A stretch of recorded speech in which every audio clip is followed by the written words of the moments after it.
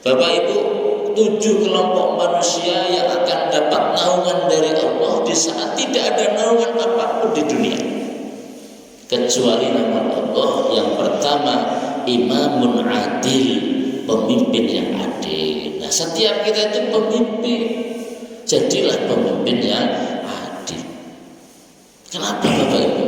Kalau kita terhadap diri sendiri saja sudah tidak bisa memimpin, nah bagaimana kita akan memimpin keluarga kalau kita sudah punya keluarga? Bagaimana kita akan bisa memimpin atau menjadi pemimpin yang adil ketika kepemimpinan itu bertambah, memimpin warga sekitar menjadi ketua RT misalnya, menjadi ketua DKM misalnya, menjadi ketua RW, terus bertambah, lurah, camat, wali kota, betapa banyak pertanggungjawabannya. Nah, berangkat dari memimpin diri sendiri, jadilah pemimpin yang adil.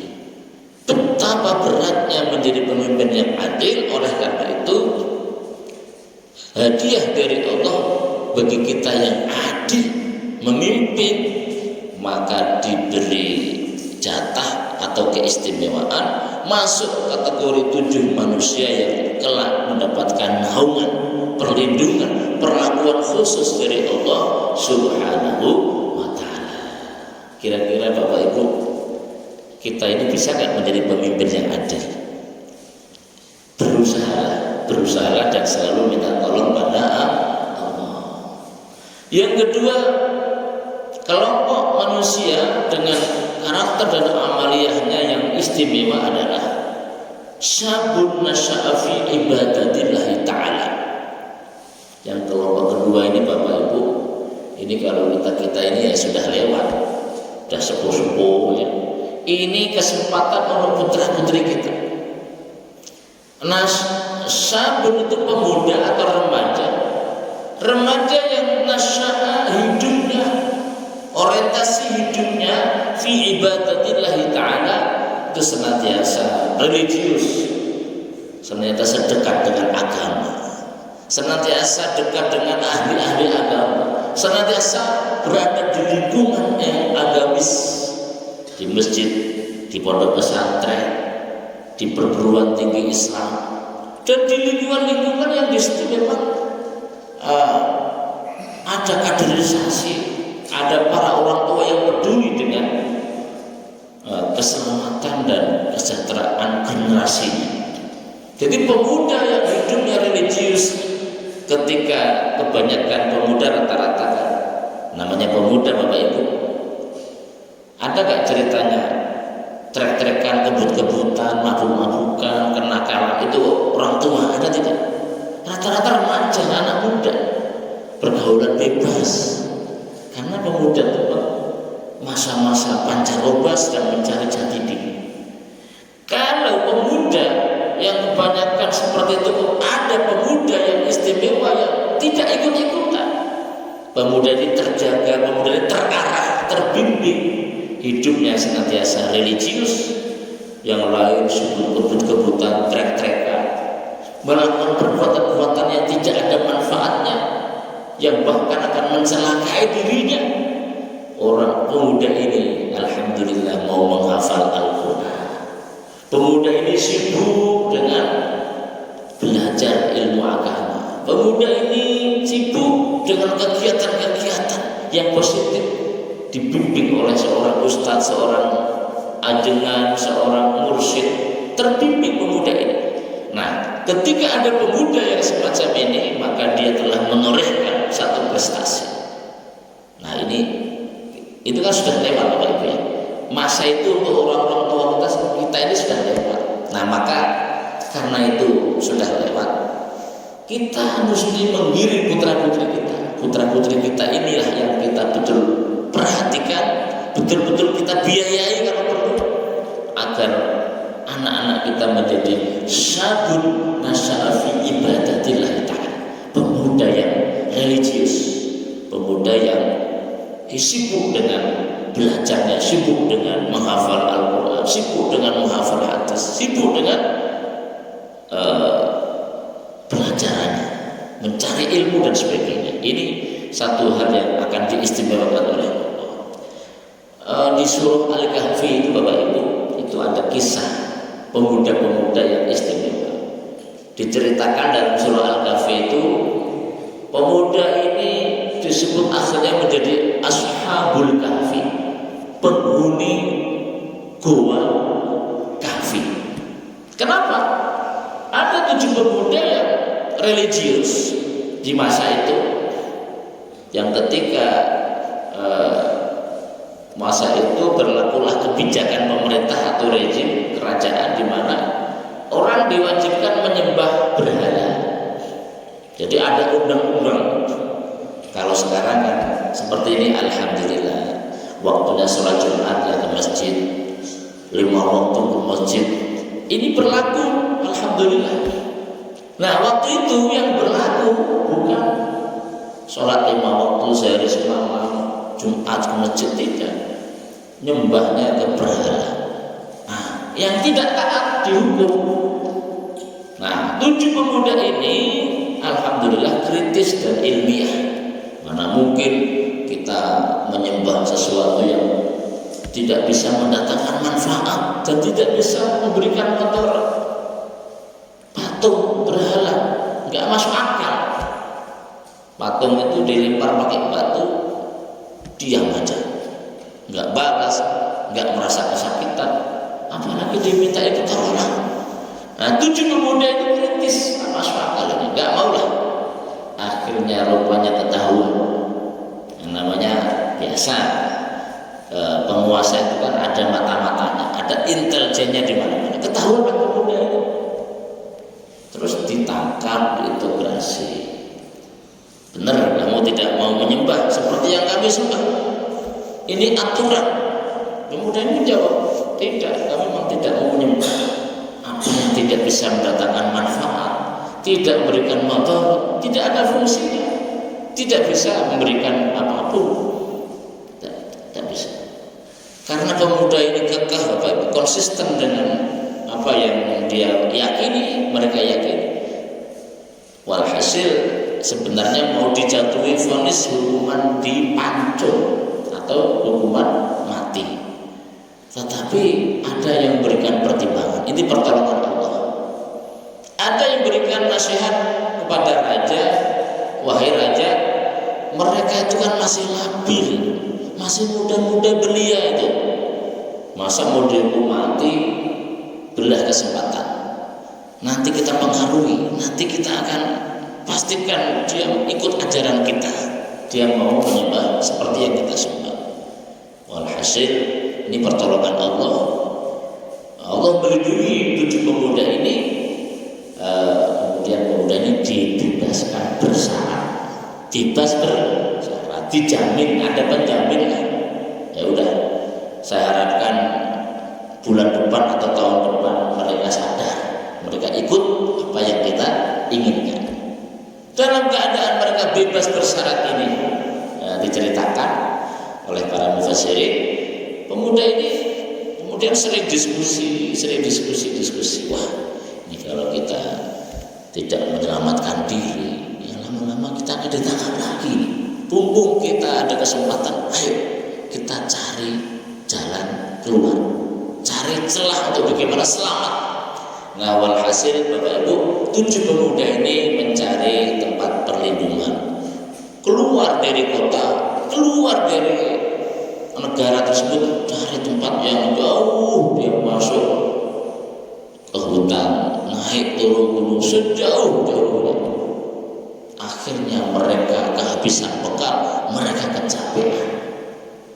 Mereka menemukan sebuah gua, mereka beristirahat. Jadi mereka pergi itu untuk menyelamatkan akidahnya. Mereka menemukan gua itu namanya Gua Kahfi.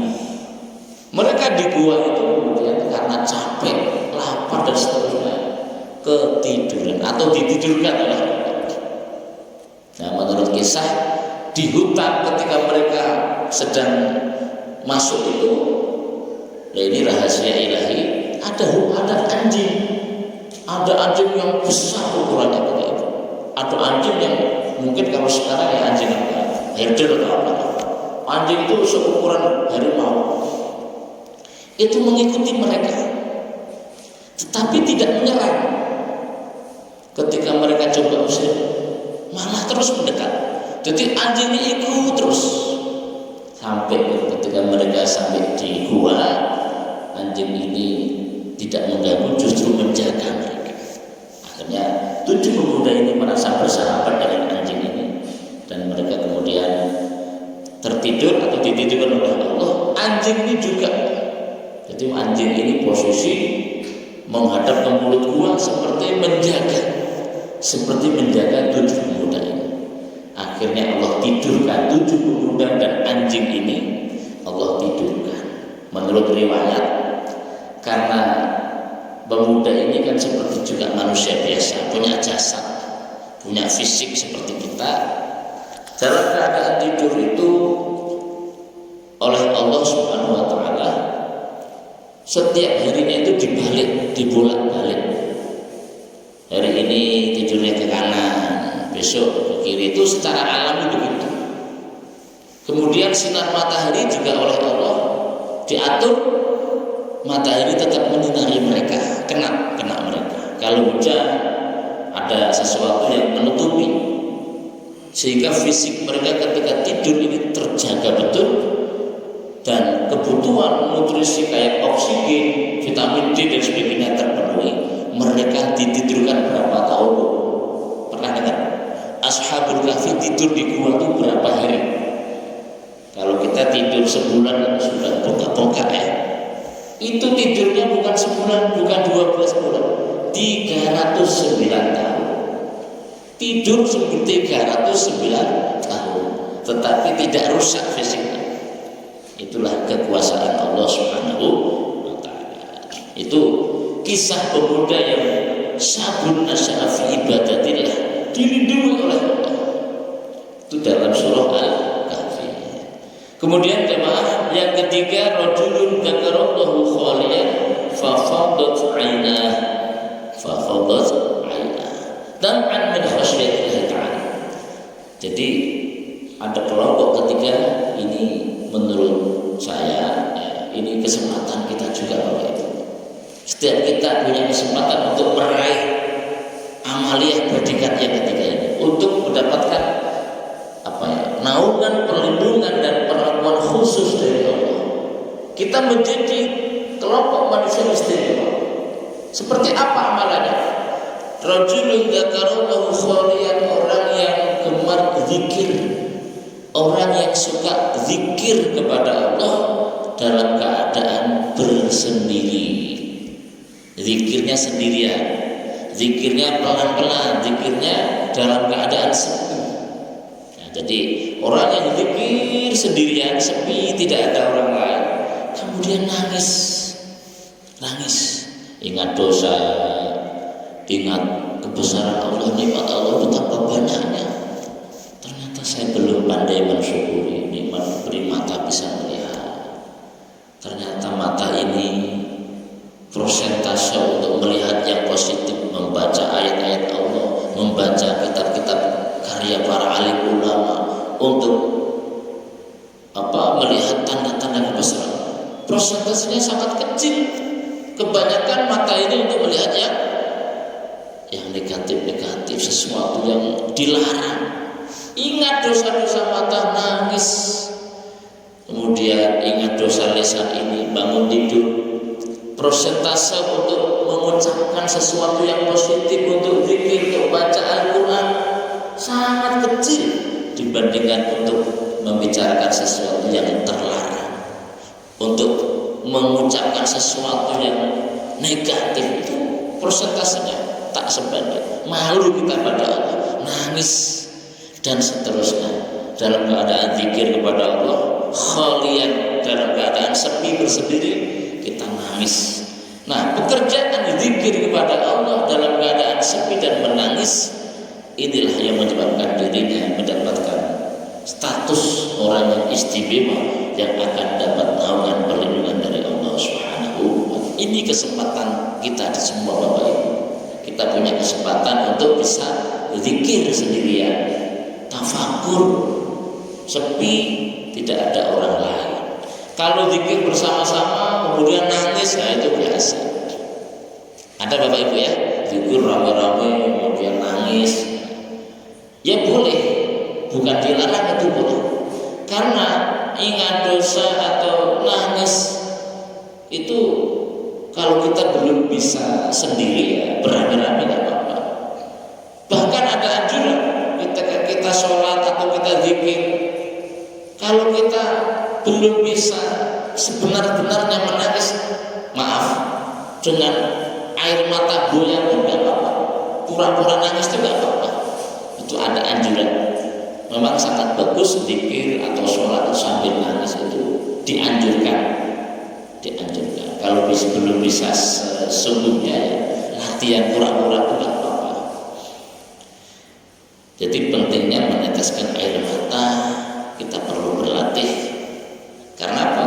Zikir dalam keadaan sendiri kemudian air mata menetes, ini luar biasa, akan menyebabkan kita punya predikat status yang istimewa dalam pandangan Allah Subhanahu wa Ta'ala.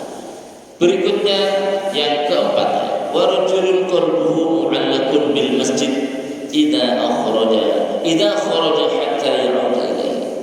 Bapak Ibu, ketika kita memiliki hati di mana hati ini terpaut dengan masjid, hati ini atau pikiran kita itu kepikiran terus dengan masjid. Ini kita habis pengajian, nanti pulang kepikiran, kapan ya masuk ke masjid lagi, nunggu waktu zuhur, nanti habis zuhur pulang, kapan ya adzan asar. Jadi menunggu, ada keterpautan hatinya dengan masjid. Kapan ya ada taklim lagi, menunggu, bukan malah terganggu. Kan ada yang terganggu dengan adzan, oh adzan lagi. Nah seperti itu, naudzubillah. Tapi ini menunggu, kapan ya adzan maghrib, sebentar lagi adzan isya. Jadi menunggu. Orang yang hati ternyata terpaut dengan masjid ini kesempatan kita, Bapak Ibu ya, kita punya kesempatan untuk punya predikat status jadi manusia istimewa dengan memiliki hati yang terpaut dengan masjid. Apalagi bapak-bapak pengurus ya, Pak Ketua DKM katanya sedang sakit ya, Pak Nur ya, semoga beliau cepat sembuh sebagai ketua yang akan mengurusi, memikirkan kemakmuran masjid. Semoga Allah tolong, Allah angkat penyakit beliau, berikan cepat kesempatan. Orang yang hatinya terpaut dengan masjid ini memikirkan bagaimana masjid ini makmur, bagaimana masjid ini semakin hari semakin nyaman. Nah itu pikiran-pikiran seperti itu menyebabkan dirinya dapat status yang istimewa dalam pandangan Allah. Yang kelima, wa rajulun tasaddaqa bi sadaqatin fakhfaha falam ta'lam shimaluhu ma sana'at bi yaminihi. Bapak Ibu, yang kelima, orang yang gemar bersedekah, berinfak di jalan Allah. Tetapi di sini disebutkan tasaddaqa bi sadaqatin fakhfaha. Sedekahnya itu dengan sedekah yang dirahasiakan. Jadi kita bersedekah, berinfak dirahasiakan. Ini kalau menjadi kebiasaan hari-hari, menjadi habit atau kebiasaan, ini sangat luar biasa. Allah akan memasukkan kita ke dalam kelompok manusia istimewa. Karena apa? Rajin bersedekah secara sir, secara rahasia. Digambarkan di sini, saking rahasianya itu, falam ta'lam shimaluhu ma sana'at biyaminihi. Tangan kiri itu tidak tahu, Bapak Ibu, apa yang diberikan oleh tangan kanan. Jadi tangan kanan tadi memberikan apa, memasukkan apa, tangan kiri itu tidak tahu. Itu saking rahasianya. Itu istilah kinayah, apa istilahnya, bahasa ya untuk mengistilahkan itu. Tangan kiri itu tidak tahu apa yang diberikan tangan kanan, saking rahasianya. Nah, kalau kita hari ini kan tidak, sedekah di posting, ya, sedekah di TikTok kan. Nah, gimana? Bukan hanya tangan kiri yang tahu, seluruh masyarakat tahu. Nah, itu. Apakah itu tak boleh? Sesekali boleh, sesekali. Misalnya dia sedekahnya 1 juta kali, sekali nggak apa-apa untuk TikTok. Tujuannya untuk motivasi yang lain. Wah, ini sedekahnya paling baru sekali atau 2 kali, di TikTok kan 1.000.000 kali. Ini terbaru.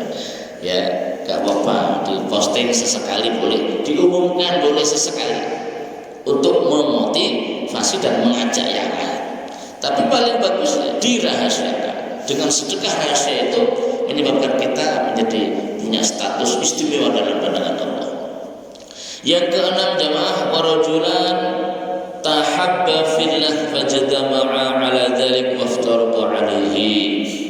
Jadi ketika kita bersahabat, bersaudara dengan sesama muslim, Bapak Ibu, itu kita tidak punya maksud dan tujuan selain karena persaudaraan antar muslim itu anjuran agama, perintah Allah.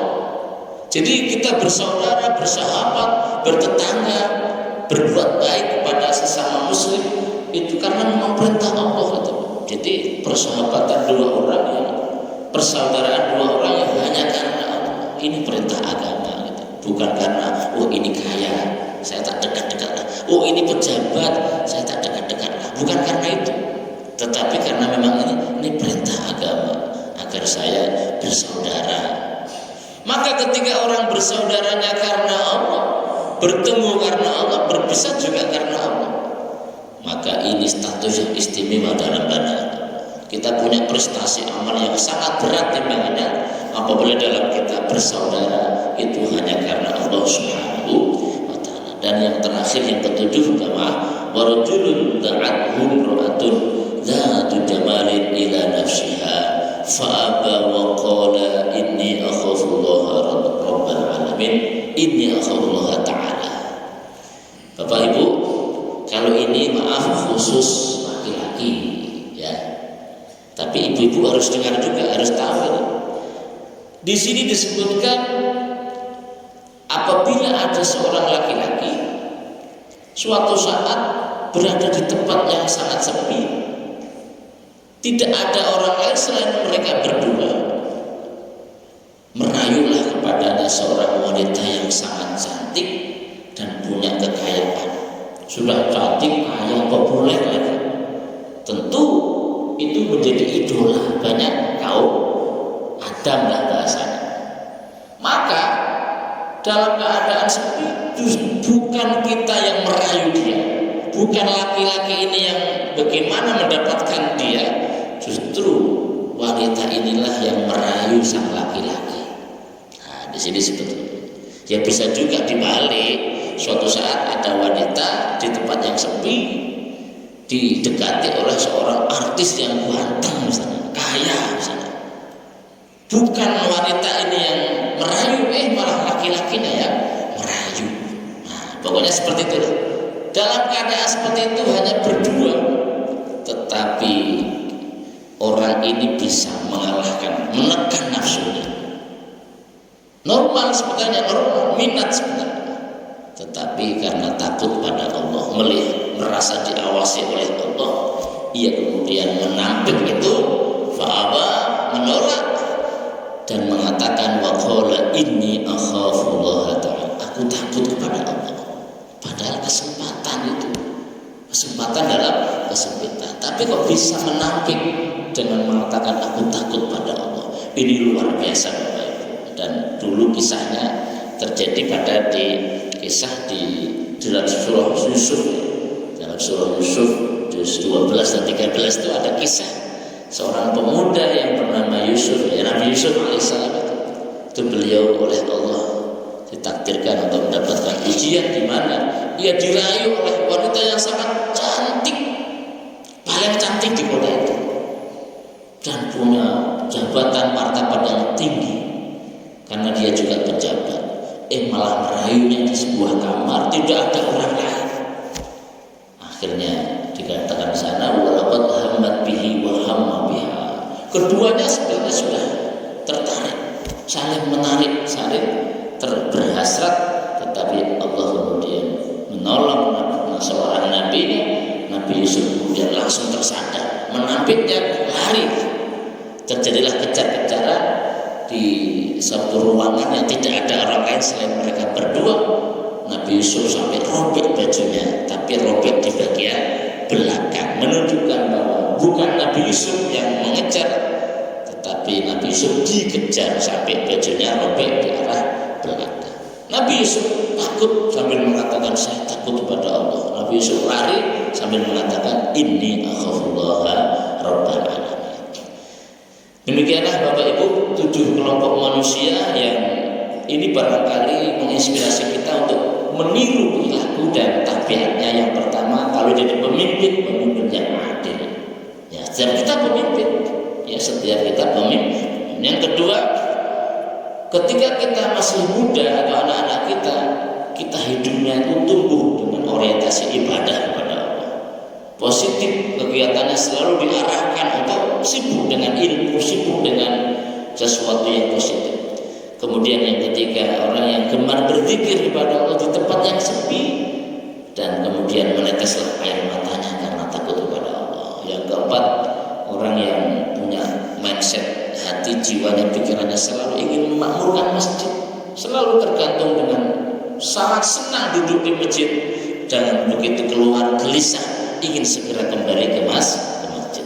Yang kelima, orang yang gemar bersedekah dengan cara rahasia, sedekahnya dirahasiakan.